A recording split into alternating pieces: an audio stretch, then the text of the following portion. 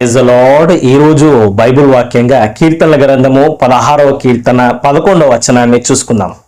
నీ సన్నిధిని సంపూర్ణ సంతోషము కలదు. దేవునికి స్తోత్రం, మహిమ కలుగును గాక. ఈ కీర్తన దావీదు భక్తుడు రాసినాడు.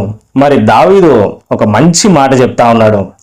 దేవుని సన్నిధిలో సంపూర్ణ సంతోషము కలదు. హల్లెలూయా. దేవునికి స్తోత్రం, మహిమ కలుగును గాక.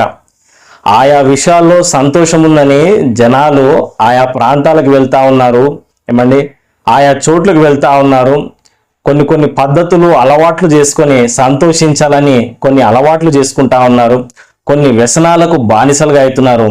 కొంతకాలానికి మేము చేసేది తప్పు, ఇది పాపము, ఇది శరీర సంబంధమైన విషయము అని ఆలోచించినప్పుడు కృంగిపోయి నిరుత్సాహపడతా ఉన్నారు.